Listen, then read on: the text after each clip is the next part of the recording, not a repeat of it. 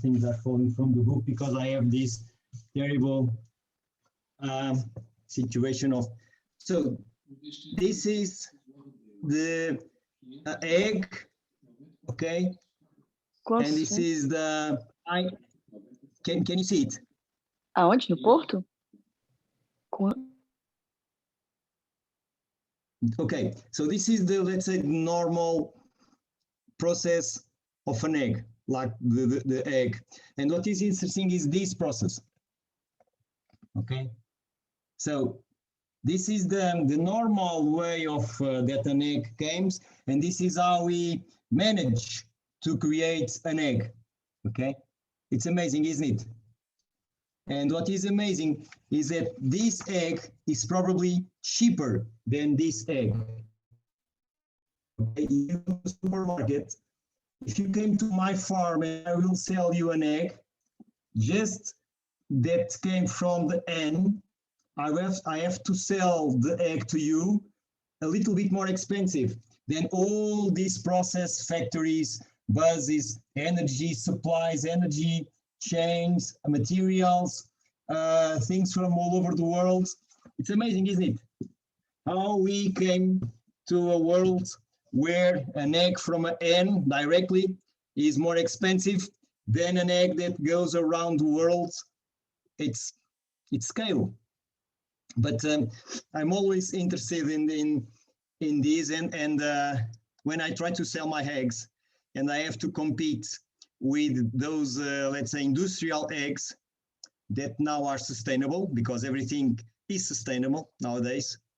So sustainability is a very nice word, because you can do whatever you want and just you say that you are sustainable, and by definition you are. If you say that you are, who are we to say that you are not? Because sustainability is such a large concept that I see sustainability in everything. For instance, let me go on this process a little bit. I will share my screen. Okay, are you looking at this, aren't you? So this is what we call now the super intensive olive groves. And this is also the same scheme of scale. I will come back again. I will return. Now I'll have to stop this and come here, and let's go. So you are going to see some slides that are in Portuguese, others that are in Spanish, some of them that are in English, but we go through in English, and any doubts that you have, we'll continue on English. So let's talk a little bit what sustainability has to do with landscape, being myself a landscape architect. And so this is I think the topic that I can add something to our discussion. Okay, so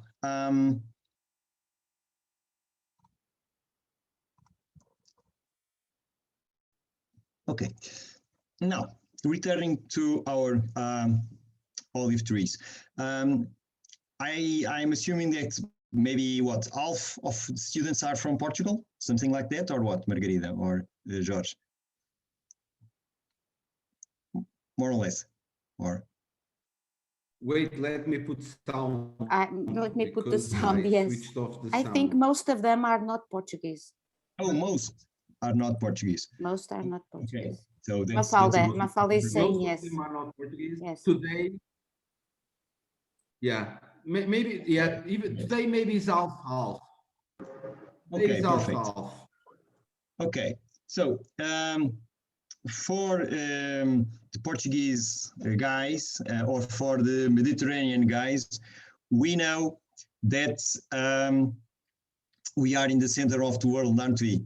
In the maps, we are always on the center of the world. It's amazing. Every map that I see, Mediterranean in the center. which is interesting. When I studied in Australia, it was very interesting because they had they had the atlas all around, and I was always looking where I lived to show them where I lived, and it was funny how our center of the world is so important to draw on a map to feel us very in the center. Okay, but this is, as you can see, the area where we have Mediterranean climates. The world, you already know this. So basically, are you looking at my small hand that is going through the... Okay. Yes, yes. Thank you very much.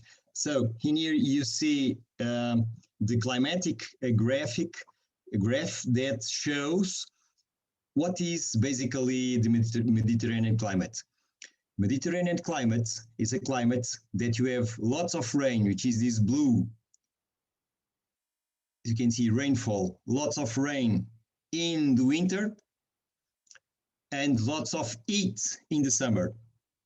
So this very basic assumption made that a very interesting thing. From a human point of view, made that we had to learn how to irrigate the crops. We had to learn how to store the winter rain in order to use it on the summer months. And that's why also in Mediterranean areas, we have such a big hotspots of agrobiodiversity, because we learn how to manage the climate in order to have water all year around. During the winter, when it rains, during the summer, we capture the water, and we have different situation for that. We capture the water in the winter, and then we irrigate in the summer. So this is the basis for the more intensive way of farming in Mediterranean climate. But on the same situation, for instance, the olive trees, and I bring the olive trees again, because as you know, olive trees, most of the scientists consider that it's the species that defines what is a Mediterranean climate. And you can see here from these two maps, on the top you see the Mediterranean climate, on this on the bottom you see the distribution of the olive trees, and you see that there is a very almost perfect analogy between those two maps. Okay, so olive trees, we can say that where we grow olive trees, we have a Mediterranean climate. But olive trees, they don't irrigate themselves. So they are not, they had to live by their own. So they learn how to cope with this climate. They learn through millions of years how to deal with this very rainy seasons in winter and very dry season in summer. And they, let's say, took, I don't know, more than 10 million years, maybe, to adapt well to this climate. What did we do? We said, no. Okay, you are here for 10 million years. Okay, but we, as a species, we have invented this irrigation scheme, and I think that you'll be better with us. Okay, so we don't care that you define the climatic region of Mediterranean. We don't care that you can stand very dry summers and very wet winters. We are going to properly manage an olive tree. We know more, we human species, we know more about climates and climate adaptation than you. I know that you are 10 million years old. but I don't care about that. We have technology. We know more about climate and more about landscape than you. So let's get together in order to be more productive, okay? If I give you water more, you will be more productive. And if I, instead of having one olive tree here and another olive tree there, if I put you in a row, you'll be happy and you'll produce more. And of course, I will gain more money. So this is basically what the basics of most of modern farming is going through. Okay, we know more than nature. We are a wonderful species. We had just arrived, and we know more that any other species that was there for millions of years. Like those kids when they have 9, 10, 11, 12 years old, and they have to prove themselves, and they have to go to the house of the family, and they must be the center of attention because they have to prove themselves to the other older guys that they can already be tough. Okay, so these are some photos of my farm where I live. And what you see here, you see, I practice what I call landscape farming, which for me is a little bit different from organic farming. I am a certified organic farmer, yes, of course, but I try to produce in a way that I manage the landscape as a whole, not only for agriculture, but I would say agroculture, in the way that for us, memories are so important as productions. So the memory of the land, how do people do things, good things since centuries ago. If the things are well done, I preserve them, because I do believe that people that used to work with nature without very big technological assets are more sustainable in the truly sense of what we must say of the environmental justice of living and receiving the land and giving the land to our children better than we received. So sustainability is, of course, a question of our generation that we are in does not destroy what we received, but to improve what we received. So I think that we improve more if we organize ourselves around the knowledge and the humility that we have to add towards nature than to try to change nature. And one interesting thing, these are some of the guys that work with me in this case, collecting the olives to transform them in olive oil. And they have names, they have families. I know them, I know their families, they know me. We make parties together. Even, I wouldn't say this, but even in COVID times, we sometimes have lunch together, okay, in a proper distance, but we need that. We need, and I think that it's a very privilege to live in a small village, in a farm, because we manage to still have some kind of social connection, and we need that, and it's fundamental for our community. Very, very, very important. So when you look at these, let's say that my machines have names. My machines are called Felício, Carlos, Ana, Cristina, Maísa, and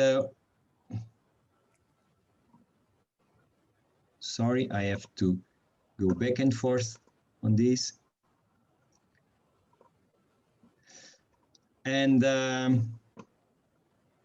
I don't know. These machines also, where are machines? Here. Okay. There are two guys here, okay? But I need kind of 10 persons to collect in one day what this machine can do in 5 minutes. So this machine is probably by the color a New Holland machine. And I don't know the name of the guys that produced the machine. I don't know where they live.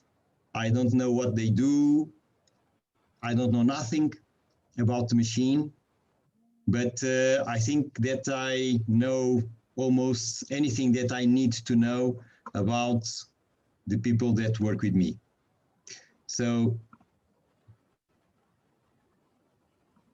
this is, for us, small farmers, it's a very difficult situation because we want to be sustainable on that definition that we want to improve the land that we received for the future generations and making a living out of that.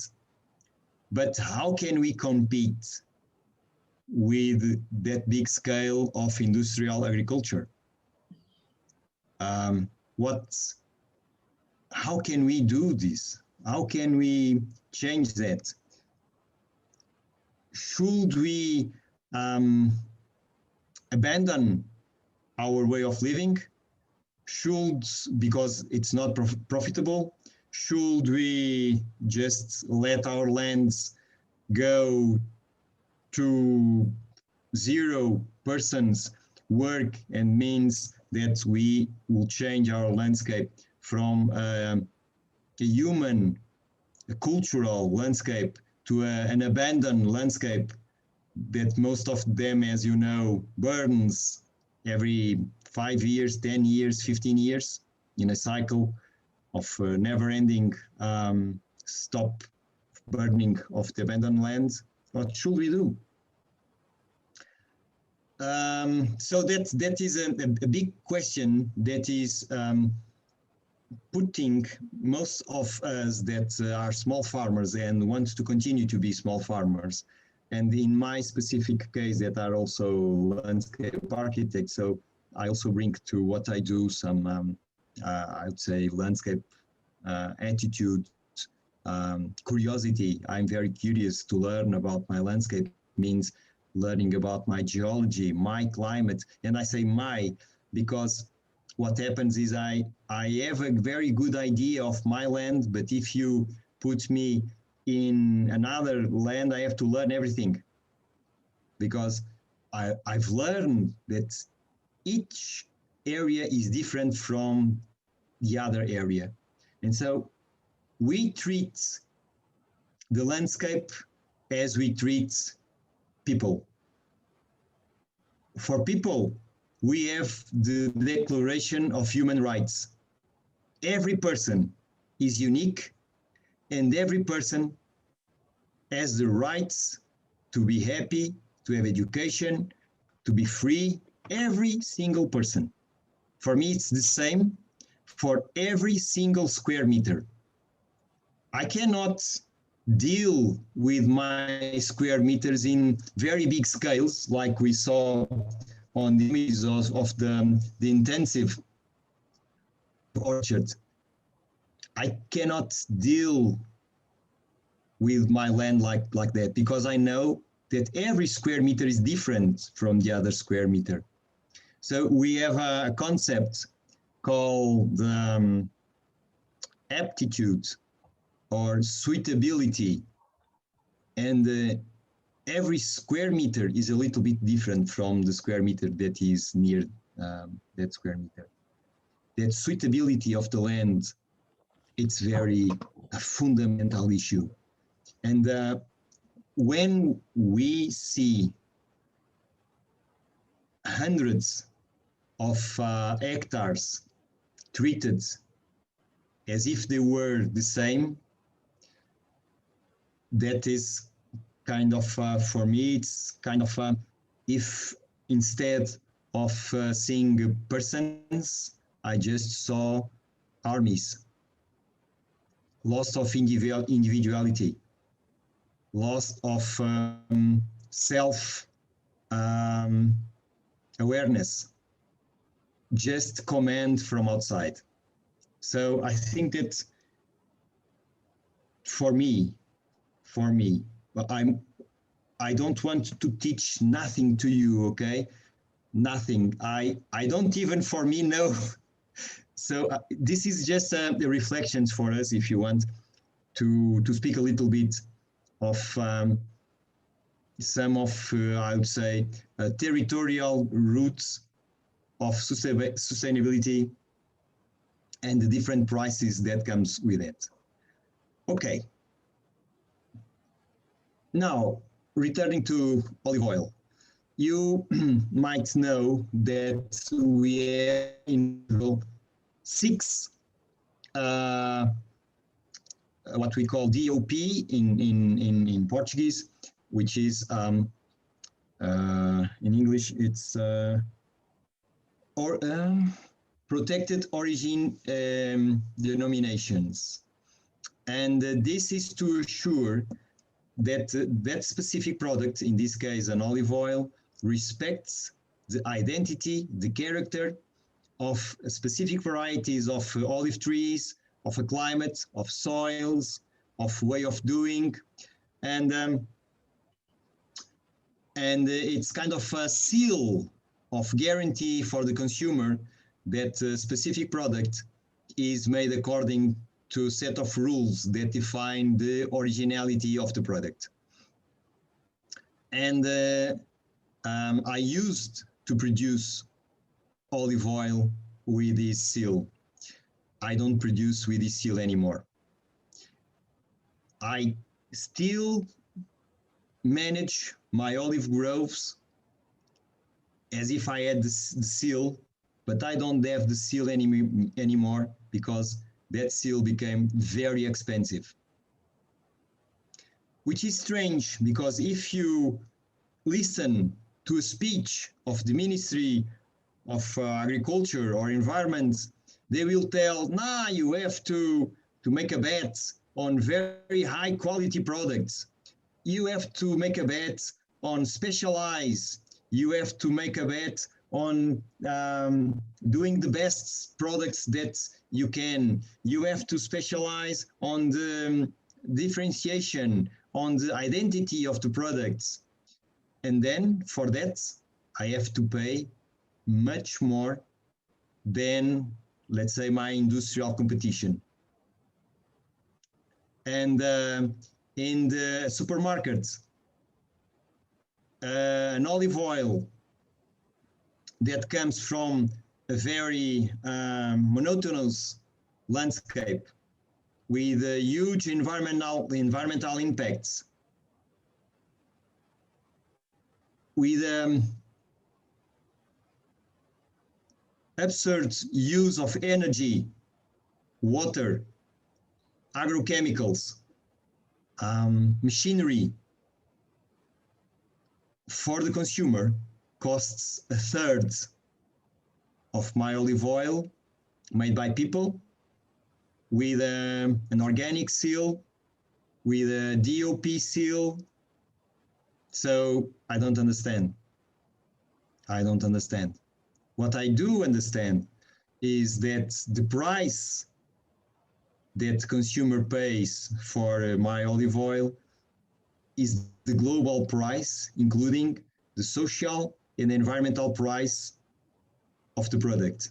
And what I know, it's from the industrial olive oil, we are not paying that price. We are just paying the least amount of profit that an industrial society is able to produce in order to lower the price as possible, to sell as much as possible.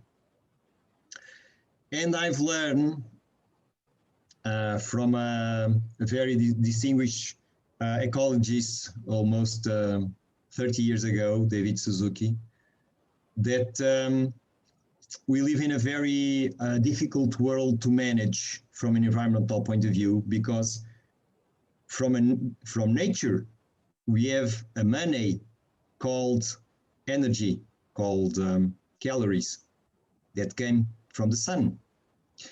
And in our human societies, we have money as we know it, euros, dollars, pounds, renminbis, whatever, crowns, whatever.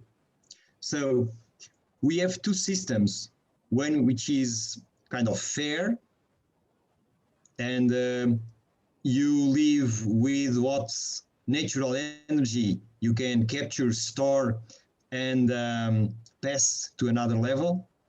Or you live in a very artificial system where you can manage the value of that proxy of energy called money, and you can manipulate to your own desire if you are a country, for instance. So it's very difficult to be really sustainable, I think, until we have a common currency between the natural world and the artificial world. Until then, I don't believe in sustainability. I'm sorry. And this is one thing that you know that I'm making some very, I don't know if they are provocative. This is just what I think, okay? I don't want to provoke no one. No. This is what I think, and I would like to expand a little bit what I think if you want to discuss a little bit about this. But it's two systems. The natural system and the artificial system are not the same. It's very difficult when we see, for instance, now this Bitcoin phenomenon, creating value out of nothing. What is this? I don't understand. I understand what is creating value if you create something that has work, energy, quality, that you want to taste, or that you want to wear, or that you want to share, or that you want to use because it's good. I don't understand. Well, of course I do understand very well, but I don't believe it's possible to live in a sustainable world when I don't know what is the percentage, but it's very high, of products that are designed to broken. Okay, you know, of course, about that.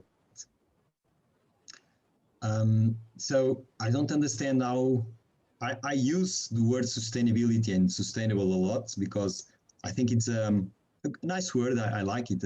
Most of the people don't like it because it reminds them of sustain, and there's a very big terminology discussion about the terms and words. I don't have studies for that. I like the word. I like the word. The only thing is I don't believe it is possible. So I don't discuss the word. I discuss how can we achieve that with the system that we have in terms of the costs that does not reproduce the environmental values or impacts of a thing. I know that we are now entering in a new era where probably the ecosystem services and the payments for ecosystem service might a little bit change something. Let's see. I don't know if you know, but because of Brexit, the United Kingdom is moving away from the common agricultural policy. You know that the common agricultural policy is the biggest money sink in Europe. Nothing compares to the amount of money that goes onto agricultural policy schemes in Europe. And the United Kingdom that is now left, they have to design their own scheme, and they have come with a scheme that is cheap, I'd say much more effective. Let's see how that will happen. But it's called elm. Elm, these three words, these three letters, creates a word that is the name of a tree, elm, but stands for environmental land management. So some of us are very keen and maybe supportive to see how the United Kingdom will be better in this landscape environmental rural policy out of the European Union, if they were inside the European Union. So there are some approaches, there are some new things. So maybe you will be in the beginning of a new era. Maybe, let's see. Now, I will continue. I said 5 hours, 6 hours, didn't I? What can I do? I speak a lot.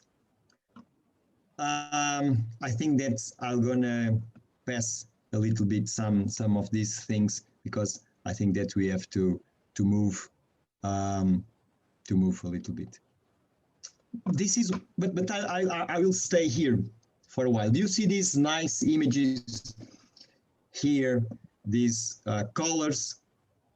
Well, this is from a geological map of the 40s, and this represents the river Mississippi and the change of the river through the years.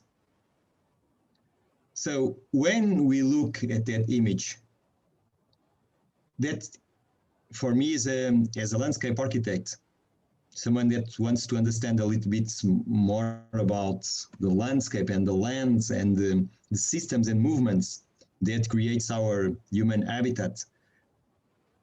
First, I look at that and I think that the map is beautiful.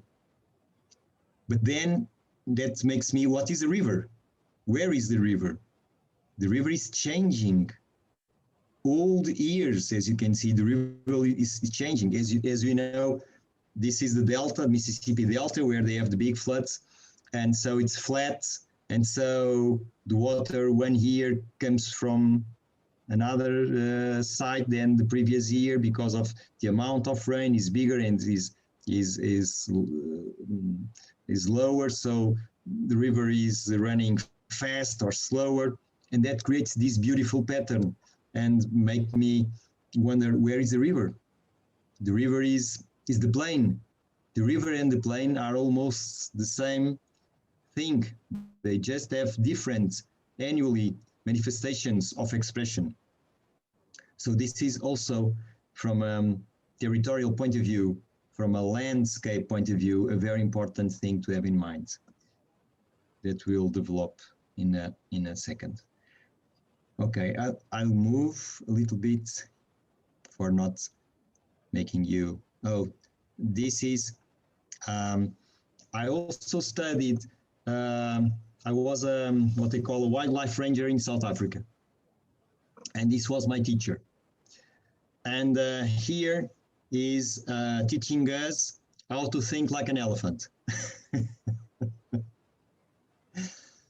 And if you want to be safe in the middle of a herd of elephants, then you have to think like an elephant. And to think like an elephant is very easy. You are big, very big. You are not afraid of nothing. You are just, trying to find your food, your water, your mud. You want to be in the company of your family. You want to protect yourself, not from other animals, but from some animals of your own species, if they are from different, let's call tribes. So it's kind of easy to be an elephant. But what happens? What happens is nowadays there are too much elephants in some parts of South Africa because they become an attraction. Everybody wants to see elephants. So they become more or less like cows in a farm. Every big farm that attracts tourists to watch the elephants have to have elephants. And so the only thing that the elephants are now afraid of is themselves. Because when they have too much populations, they destroy the food that they need. And so they have to be sometimes culled, which means killed.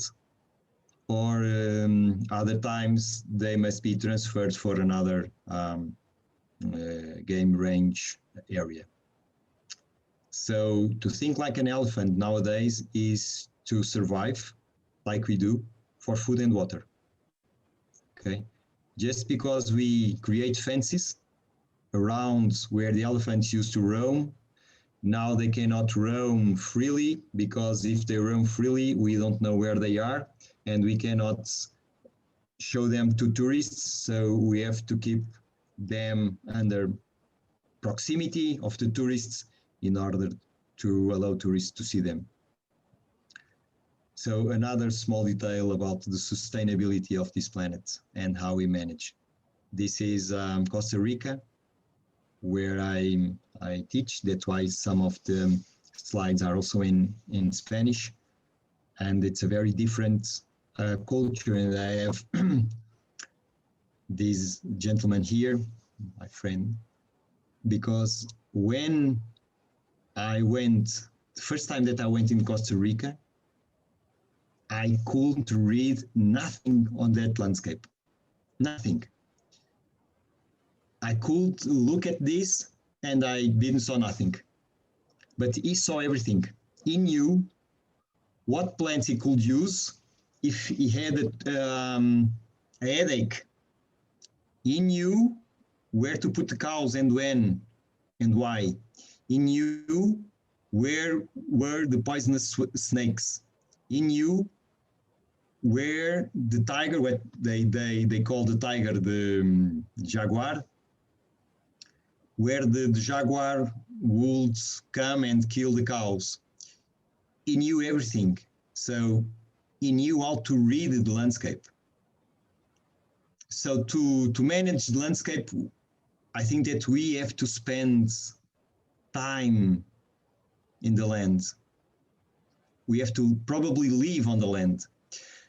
And I think that we now have access to so much technological means, but most of us live in cities, 75% or something like that in the next years.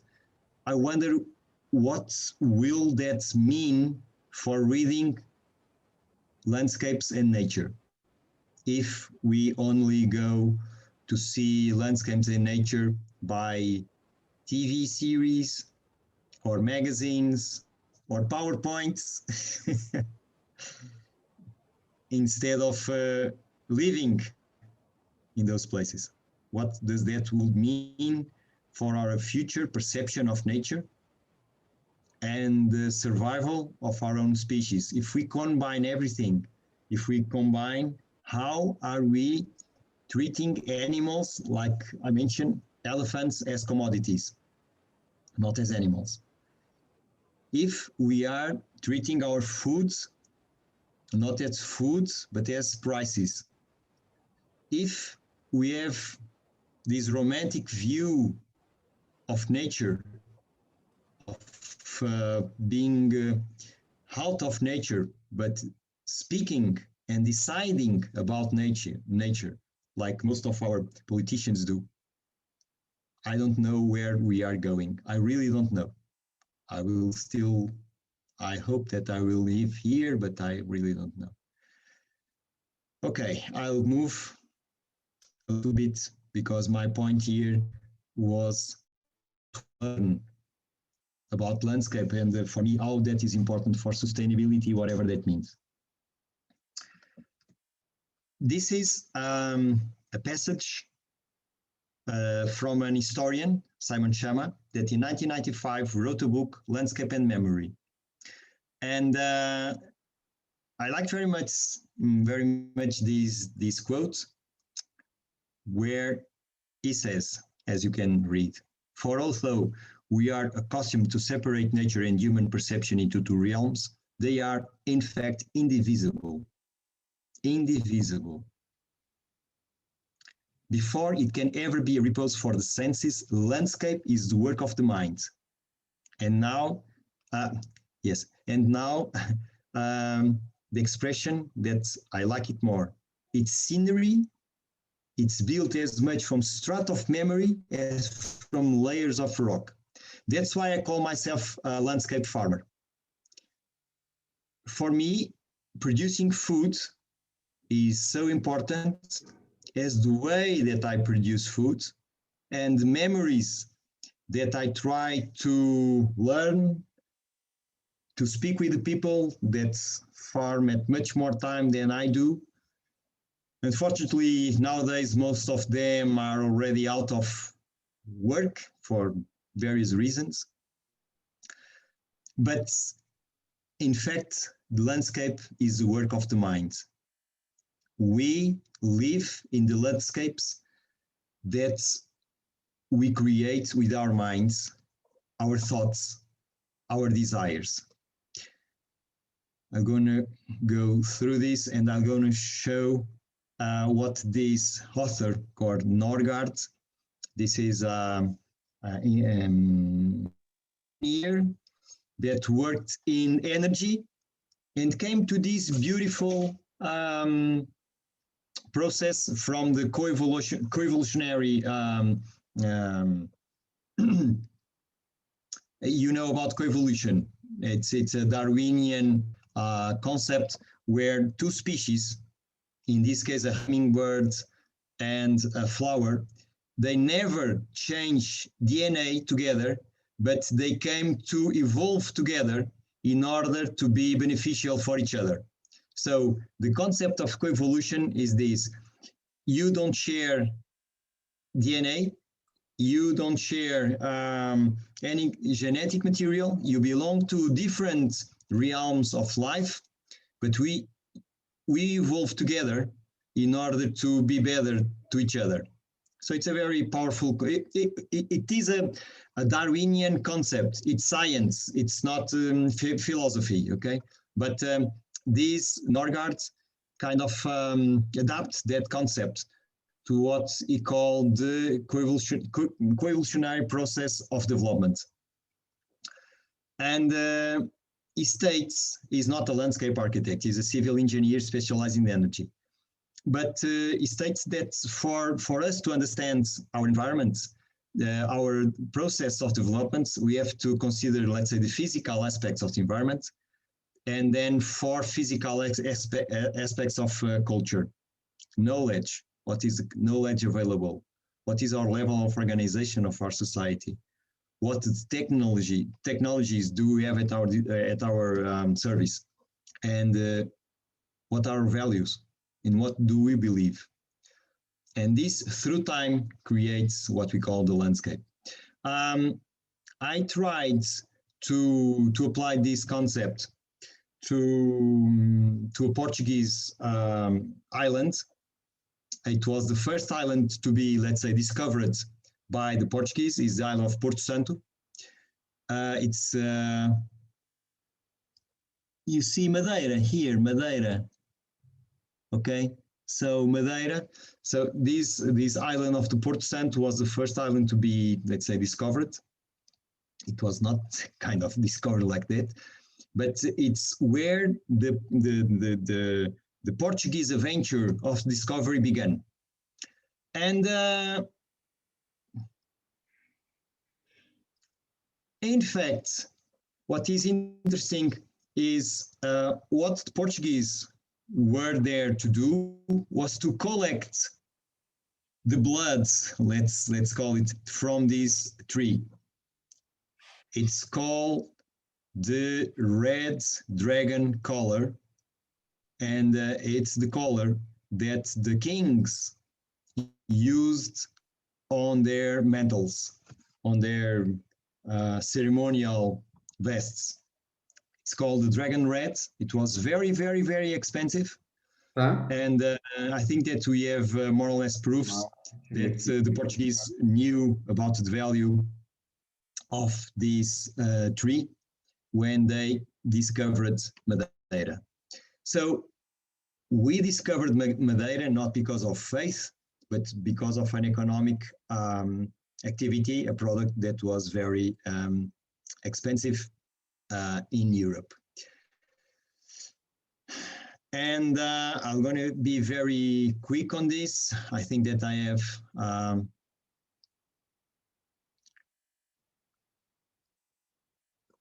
okay. I have a very quick summary because I speak too much and I want to finish as soon as possible. But just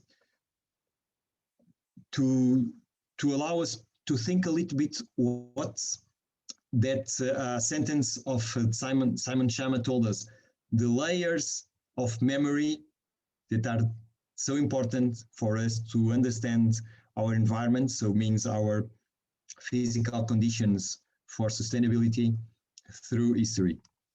So the island of Porto Santo began to be discovered or colonized because of this dragon tree, but then it was a very safe harbor, and it was used as a safe harbor to other discoveries. So seamen left there some goats, and the goats destroyed all vegetation, including the dragon tree, the dragon trees. Then they settled permanently in the islands, and they introduced cereals, and the cereals conduct to more or less what is the landscape of Porto Santo that came from a forest to a desert. And because of that, very few areas could be agricultured, but as it was a safe harbor, they had a lot of pirate assaults, and they almost abandoned Porto Santo Island because of those cycle of forest, goats, cereals, deserts, pirates, and suddenly we had a trade deal with the United Kingdom, and as you know, we produced the wine in the port to sell to the United Kingdom, and the climate here in Porto Santo was also suitable to produce wine. So the king sent an army sergeant to discover how to produce wine in Porto Santo, and that had to do with introducing a species to stop the sand to go inside the island in order to create space to grow grapes and produce wine. And so this is a very short and a very almost superficial way of telling this big story, but just for give you an idea how we are dependent on so many circumstances about the way that we live and the management of our landscapes, our soils, and that means our conditions to life. So I'd say that more or less to conclude in 1 hour. This is from an ecologist. He wrote a book that it's a book that's a book about conservation, but it's a scientific book. And as a man of science, he stated this: the first principle is that chance and change are the rule. Chance. Chance and change are the rule. The future is as unpredictable to other organisms as it is to us, and natural disturbance is too frequent for equilibrium models to be useful. I don't know what you understand, what this means to speak about this more than 20 years ago, to say that science, and I truly believe in science. I try to be as scientific as I can. but I also understand what he says. He says that it's kind of an organized chaos. There are so many factors creating the today and the future, so many economic, social, environmental. Now, as we see with this so often used example of the coronavirus, there are so many things that come together, that work together, that it's almost impossible to predict the future. And that is a very important thing for us, or for my profession, landscape architects, that we tend to plan a lot. We are known to do lots of plans like geographers. And when I do have this in mind, when I'm planning, how should I planning if I know that chance and change are the rule? And so planning as a deterministic approach, saying, okay, I will design this and this will stay there forever, I know that is not true. So what should we plan? And then is where we try to design for the thresholds of life. Let's say to preserve water, to preserve soils, to preserve the conditions for shelter, to preserve culture, let's say to preserve memory, the fundamental things that we need to be sustainable. That means living on this land forever with the carrying capacity that this land can allow us to live with. So I will stop here. I have other things that we could go on about this landscape issue, but I think it's Friday. It's 1 hour. I just will left this one here because I'll need these maxims for my conclusion. But Margarida, I don't know what you think, but it's 1 hour of Jorge Cancela. I think it's too much for everybody, even for myself. I'm tired of hearing me, so if you can conduct from now, I thank you very much. Okay, Jorge, thank you. Thank you so very much for sharing your thoughts with us.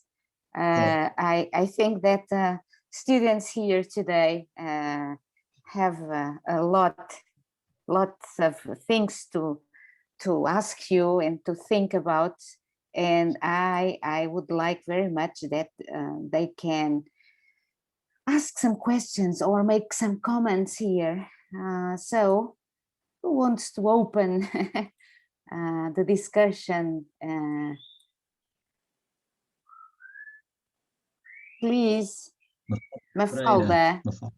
Mafalda. Hello, yes. Hello, Can you hear me? Hello. Yes, Mafalda. Hello. So I can put my earphones, my headphones now, because my dog had an operation yesterday, so I need to hear it. So if you can't hear me, let me know. Yeah, we can hear you.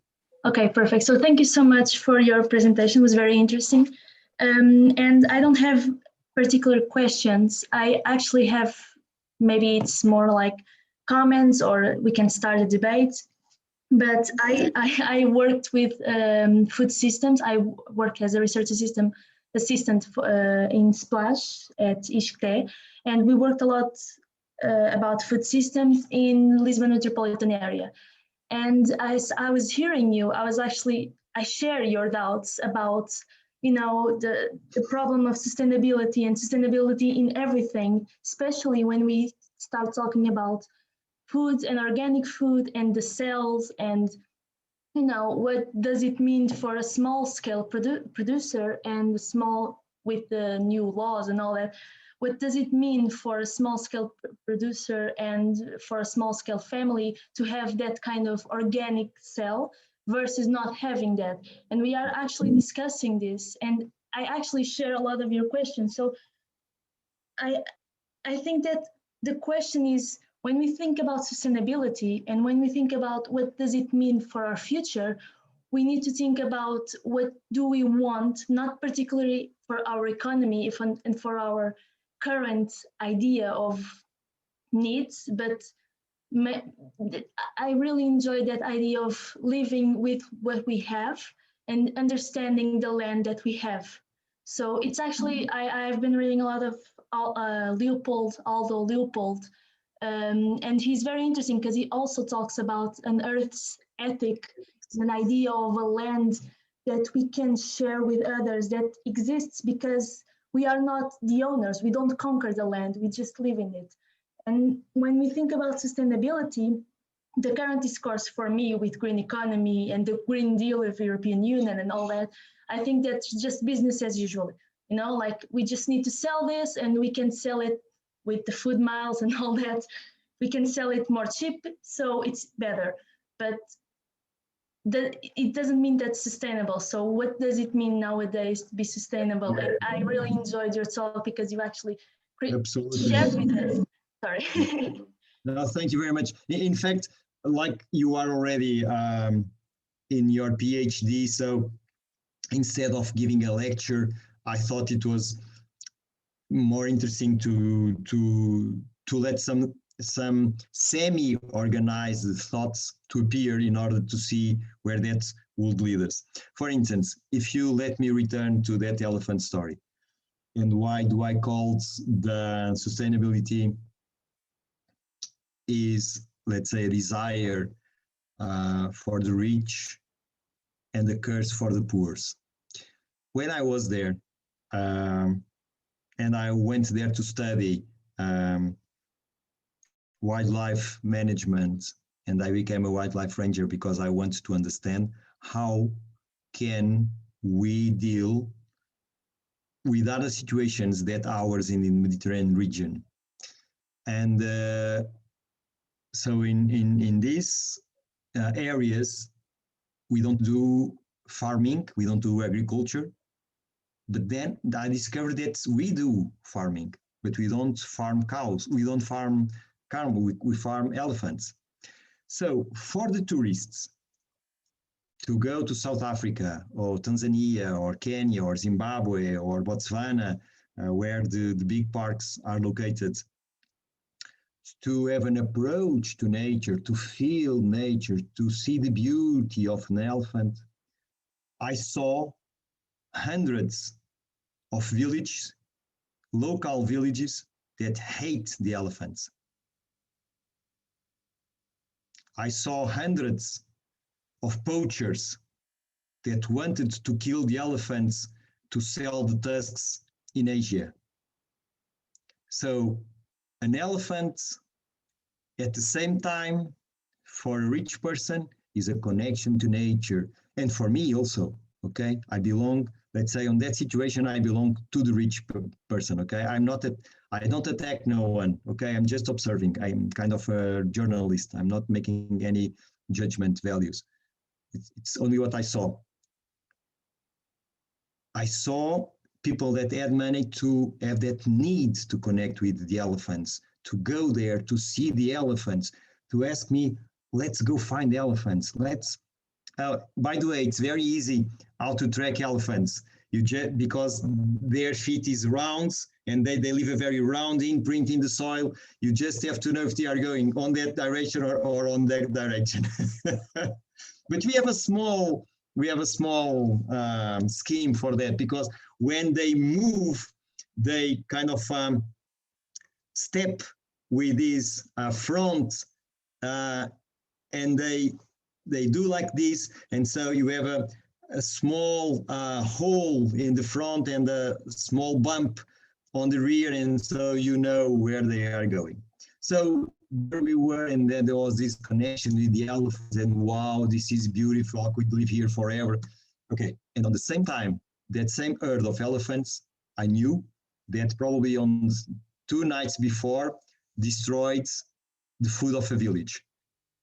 I knew that the same elephants were the target for poachers that want, very poor people that want to kill the elephant, not because they don't like the elephant, but because they want the money from the tusk of the elephant. So even this simple story tells us so many things, how we look differently at nature, how can we, and we discussed a lot on that, how can we stop people to don't kill the elephants, or even worse, to kill the rhinos. Because elephants, in, let's say, in a very managerial aspect, they are too many elephants. Okay, you can say, okay, you can kill some of them, okay? But rhinos, we don't have so many rhinos. And you know that you have two rhinos, the white, which is white because the lips are white, and the black on the opposite of the white, but it's not. So one rhino has the lips like this, and the other one is lips like this. So this, and one that has the lips like this, the black rhino, it's almost on the verge of extinction for nothing. For people that believe that if they took some piece of the horns, they will be more sexually empowered. What? So it's amazing how the different ways that we look at land, landscape, animals, environment. What is sustainability? When I work in Mozambique, and in Mozambique I saw this with much more problems than in South Africa. I saw how the elephants were destructive for a country that went through wars, through everything, and how they didn't hate elephants, they feared elephants. Elephants, for some villages, are the thing that they fear the most.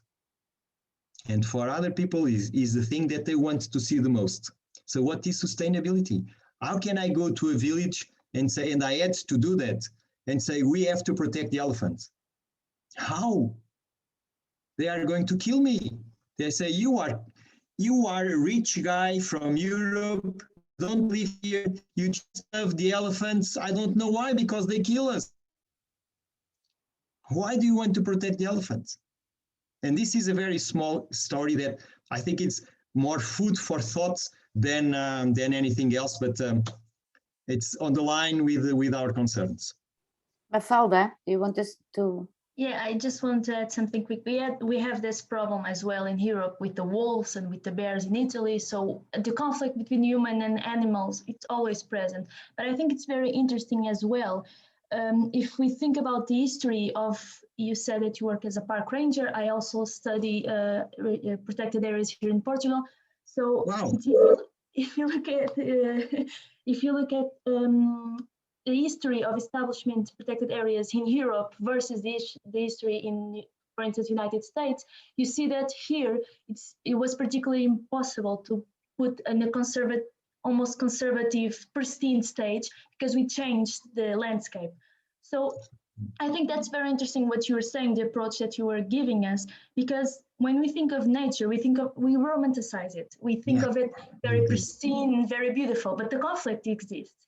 And because it exists and exists in protected areas, it exists outside. When I go, for instance, in spring and we have bees and I don't like bees, I don't like bugs, whatever. So this is real. And we can just go there and, now we need to protect the bees, or now we need to protect the rhinos or the elephants, because we need to understand the particular context of that place. However, we also need to understand the history of the place, because I can't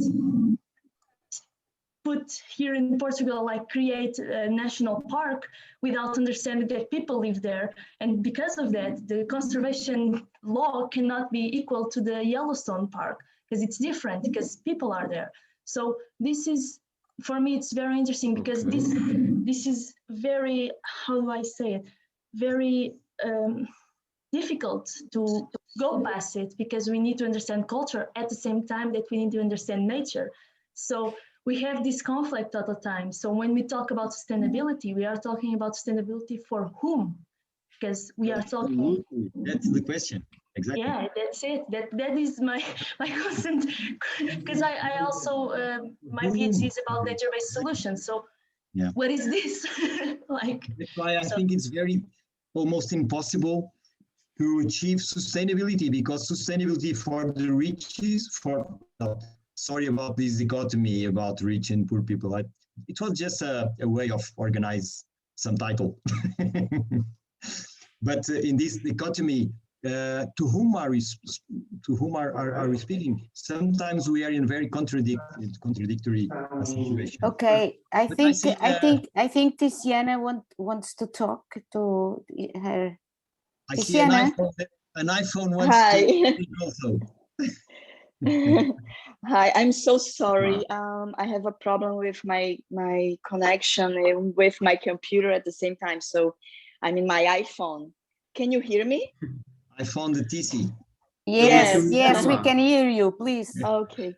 Talk. First of all, I want to congratulate you for the presentation. It was very interesting and full of deep insights, I can say. And I also do not have really a question, but your way of putting the sustainability dilemmas together with the question of how to plan for sustainability, when in fact reality it's really a chance and a change. This is it's a deep insight, and could you talk more about this? How this functions, how you do this, because you actually plan for, and you plan in a context of great sustainability. How this functions for you? Thank you very much. It's a very profound question. We have now a conflict between, let's say, the laws that want to preserve the ecosystems and the landscapes and environments and the environment in itself. And that problem is being more and more often as people is more and more technological. So if a thing is on an approved map, it's true, even if you go to a site and the site has nothing to do with that map or that plan. And that is, I would say, one of the fundamental problems of planning today, is the amount of technology that we believe are a substitute for local knowledge. And planning has become an exercise of economic distribution, of subsidies, of public works, and planning has become a very difficult exercise because sometimes people that are on the same side, let's say public organisms that were created to protect environments, they cannot go to the site, they cannot go to the field, and they have to rely on information that is not accurate. And the more and more layers of inaccurate information that you gather, the more inaccurate is the result. And so sometimes we have a complete divorce between the plans to protect the environment or to plans to be sustainable and the reality in itself. So what do I personally try to do? Because I cannot do much, because there's a huge amount of laws that I have to comply in order that plans that I work are approved.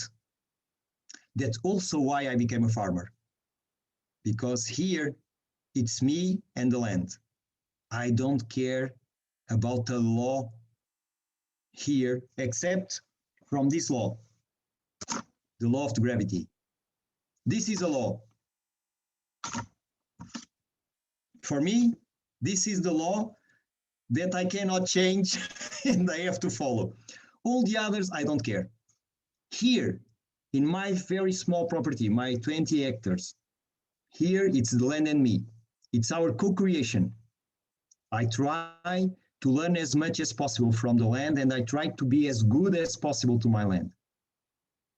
So this is a personal approach, like kind of very small rebellion to a system that is becoming more and more, even for the people that wants to protect and to plan sustainability and to and how we are becoming separate from the things. So I have two lines to answer your question or to your comment. One is from the technological world that I'm also in it, and as a planner, I try to plan as less as possible. Not as much as possible, as less as possible. And that for me is planning for the fundamentals for life, for our life in our generation, and for future generations and for past generations. With this, I try to plan the least amount of decisions on the land. And the fundamental decisions that I think that we should take are the things that are fundamental for our generation, for future generations, and that are water. Preserve water as a system, not as lines in a map. You say, this is a river. We saw on that design of Mississippi, where is the river? I don't know where is the river. The river changes every year. So I try to understand what is the system of the water. So that means preserving alluvial plains, for instance. Not only the river that it's on the middle of that alluvial plain right now, but then 20 years ago was on another place, or 20 years will be on another place, but the system of the water. So water and the system of water. Then food and the system of food. But food, it's not only the valleys. For instance, here, we have valleys like this. And in valleys like this, on the north looking slopes, we don't grow nothing. You go there and you see shrubs and natural vegetation and woodlands. And on the south-faced slopes, you see the olive trees and fig trees. And someone can say that, oh, you are only using half of your property because the other half, you don't do nothing. And I said, yes, I do. I do a lot, but it's not me. It's the bees, for instance. I have bees, and bees go here and they eat a lot here, and then they give me the honey. So this slope is so important than this slope. So both are fundamental. And this is a system, and sometimes it's very difficult to understand. First, for us to understand the system, then to plan the system, then to say to the other people, if you want to preserve food, it's not only the national agricultural reserve that is important. It's the food system. It's a specific food system. And the mountains have a food system. The plains have a food system. The alluvial plains has a different food system. The northeast of Portugal is a very different food system than from the southwest food system. So it's to understanding that identity, that character. That was one thing that I had here to speak. That for me, more and more important is to discover what is identity, what is unique of that area that I'm planning, and try to study in order to tell, in order to preserve it. And that's my way to approach. So it's a very low key from a technological point of view. But it's not because I don't like computers. I do like computers. I use computers a lot. My company has, I don't know how many computers there are on the company, processing, producing, creating 3D, I don't know what. We have to work on that, but I cannot let me put this way, I cannot let the information substitute knowledge. So I try as a planner to gain knowledge of a site in order to understand the site like it was a person, like it was, I don't know, a friend or a son. Let's try to understand this person. I'm interested in this person. Let's see if we can work together. Okay, it's the same with Lancet. This is my approach, but it's a very difficult approach in a world full of laws, full of bureaucracy. You saw maybe in this Expresso newspaper, even people from inside the government are already, as we say, by the hairs with this bureaucracy, with this lack of capacity of administration, accurate as possible, as near the people as possible. We create a monster out of fear. We fear everything, so we have to control everything. And when we fear everything, we don't do nothing. So we have to, I would say, be more confident. Even if we commit errors, of course, that's the way we learn.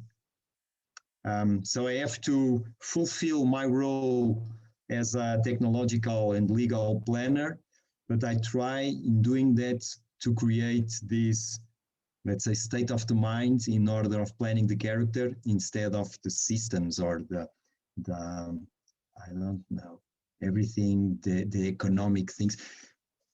I don't want to bother you a lot, but I recently coordinated a plan for the Algarve region, for the Monchique after the fires.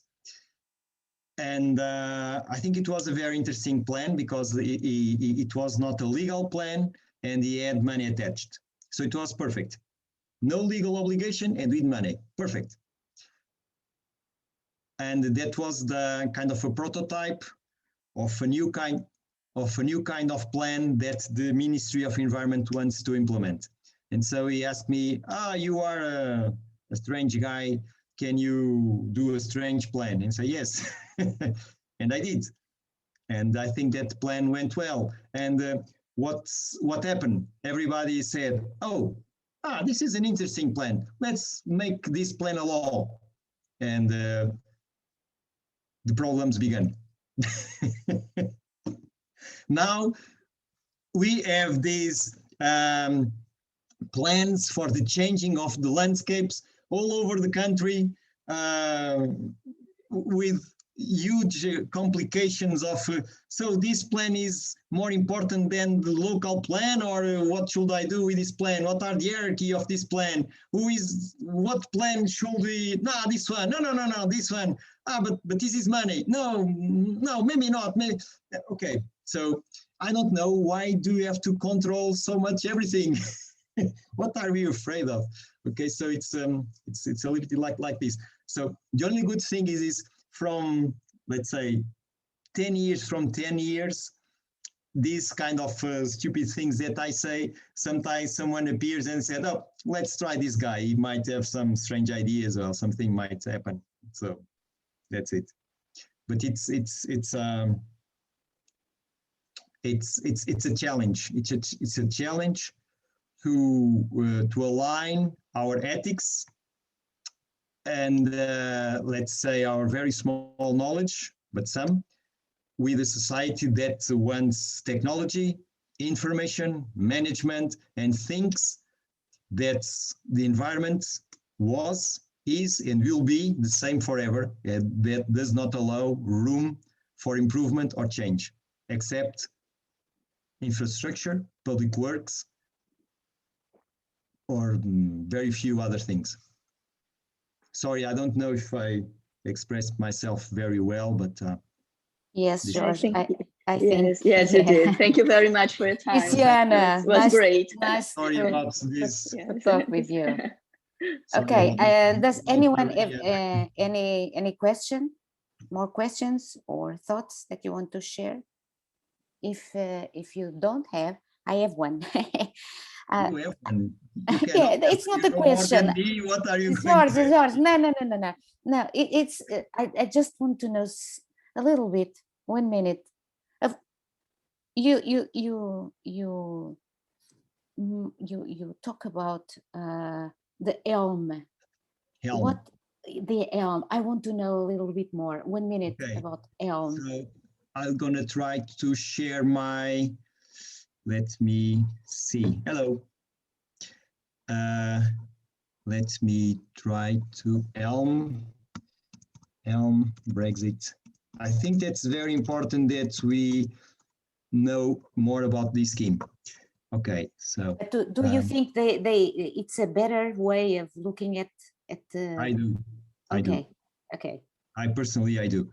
You have here, for instance, environmental land management scheme overview. This is from the government, the DEFRA, the Ministry of Food and Farming. And why do I believe this is a better scheme? Why? Let's say 25 or 30 years ago, I was a young guy who liked birds. And I was, okay, do you want me to keep with that, or do you already saw that, Margarida, the scheme? I see it, and I take a note. Environmental and management scheme overview. Okay. So this is brand new. You see, 15 March 2021. So it was this week. So I always like birds, and I was in Castro Verde, in a plain regions of Portugal, studying the great bustards. And what happened? There were, sorry, I want to return to you. Okay. And there was the planning phase, and they were doing a local plan, and that plan said it was a plan that didn't understood the character of that region, like so many, and say, okay, this is urban areas, this is rural areas, and the rural areas you can do whatever you want. So basically the plan was this: we are architects, we know how to design the cities and the towns, but rural, we don't understand nothing, so you just do whatever you want. You have the National Ecological Reserve and the National Agricultural Reserve, so that's enough. You follow that, and that will be okay. And what did we felt? It was in the late 80s, beginning of 90s, and the price of wheat, which is the main crop of that region, was going down. And farmers wanted to change the wheat culture to eucalyptus culture. And that will destroy the habitat of the great bustard, of course. And I was a member of an NGO, an environmental NGO on that time, Liga para a Proteção da Natureza. And we had a very good director, which died last week, Miguel Magalhães Ramalho. It was a very good friend of mine. It was a wonderful person and a brilliant mind, a geologist. And I went and I said, Miguel, we have this situation. And he allowed me to represent that NGO with the farmers. And one day I was there speaking to the farmers, and one of the farmers grabbed me by my shirt and pulled me against of the wall and wants to fight with me, because he said, you don't care about us. You just want to see your birds. More or less the same with the elephants. You don't care nothing about people. You are you love the birds more than you love the persons. What kind of beasts are you? And on that moment, then it was okay. Then it was okay, no problem. But on that moment, I understand. Wow. I think that I know a little bit more about this issue of conservation than they, and that's why they are reacting, because I'm thinking on a scheme of rural values, and they are thinking of a scheme of economic values of a crop. So it's their way of gaining money. Perfect. But for us, it's more than money. So how can we put a value on this word? And we went to spoke to the Ministry of Agriculture. There was a very interesting engineer. I don't know if he's still there. I never met him again. It was Engineer Gallardo. I never forget his name. He was a very clever guy and a very forward-thinking guy. And I said to him, engineer, we have to go to the United Kingdom. And he said, why? Because I know from my colleagues that in the United Kingdom, they have what was the beginning of this ELM scheme 30 or 40 years ago. 30, I'm not that old, but 30 years ago. The beginning, the seed of this ELM scheme was planted, was seeded 30 years ago. And I knew that they paid farmers to preserve wildlife. And then that engineer organized, and another guy from the NGO, and I went with 20 farmers to the United Kingdom to saw other farmers, like they are farmers with tractors, with Wellington boots, with everything. And our Portuguese farmers saw how United Kingdom farmers looked at the landscape, not only in terms of producing crops like cows or wheat or whatever, or corn, but also, not instead, also they can produce cows, wheat, corn, whatever, and also protect the landscape and protect the animals that live on that landscape and receiving money for them. And they were kind of astonished because they saw English farmers to receive money to protect papoilas. How do you call? I forget the name of papoilas in English.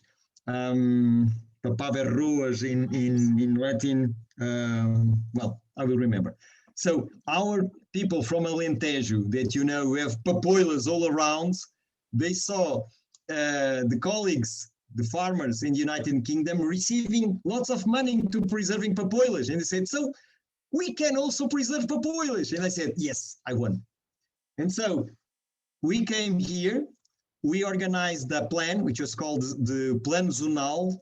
Zonal, it was a figure, very interesting figure, that I recognize that inspired me on that Monchique plan in the Algarve.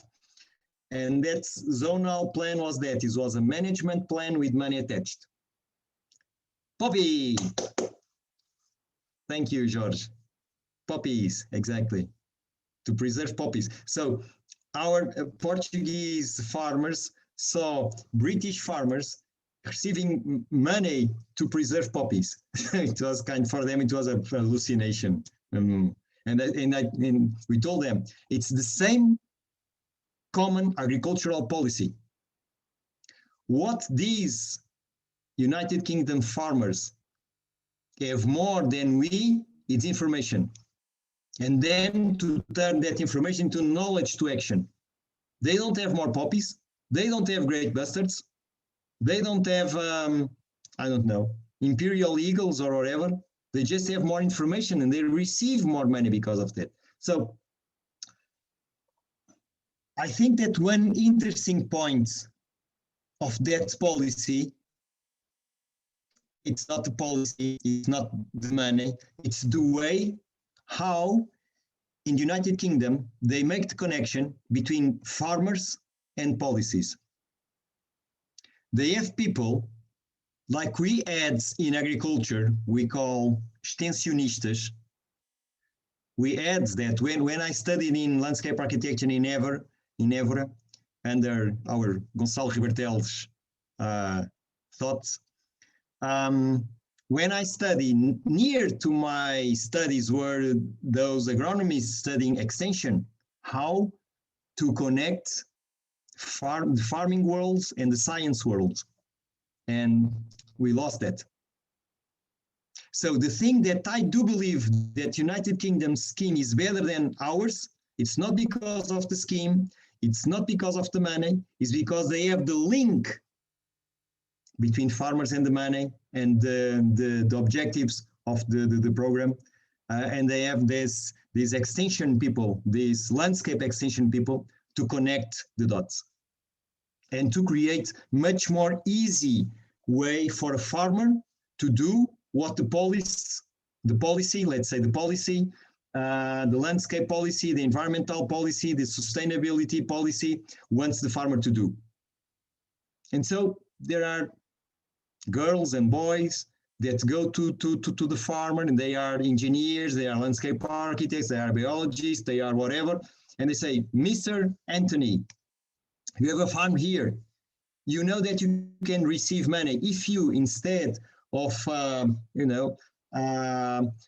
cut your grass in May, if you cut your grass in June, that allows the sparrowhawks or whatever birds to nest here, and the government wants to pay you to still have your wheat or your corn, just delay, if possible, 2 weeks, and we pay the difference. You are going to say, but if I delay 2 weeks, my recollection of the corn, I will lose £100. Okay, we'll pay that. Because you are providing us a service that is more than corn. And I think that is, I hope, when we were speaking in the beginning of the talk about this environmental payment services scheme, that we might, if we find connection between policies and people on the field that wants to implement the policies without, planning that does not connect with the land, we need to connect more with land, and we need people that wants to do that connection between people that works on the land, farmers, and the policies. Sorry, I speak too much, Margaret. You should never ask me a question. Fantastic. I love you have brilliant thoughts.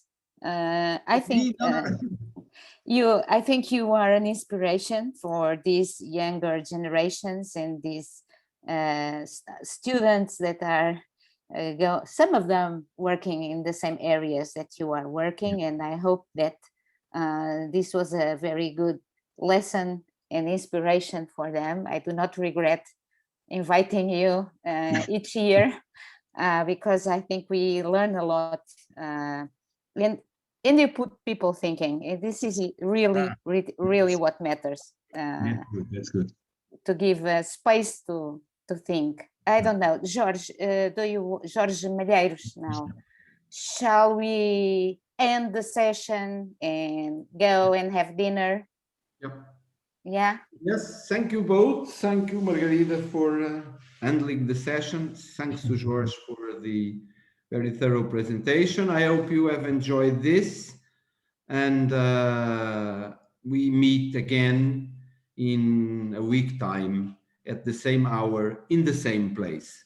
The virtual space of topics in development studies is exactly the same link in a week from now. Jorge, great. Thank you very much.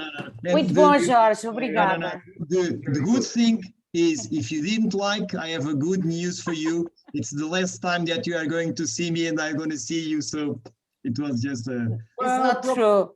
Probably not. Very small. We hope to see you many times. Next year. So you probably thank you. Going to be invited. No, thank you. No, you know that for learning something, the better thing for learning is to teach, isn't it? Yeah. Jorge, muito obrigada. Thank you. Bye. Next week. Jorge Malheiros, fica bem. Bye-bye. Thank you. Bye. Have a nice weekend. Bye-bye. Bye.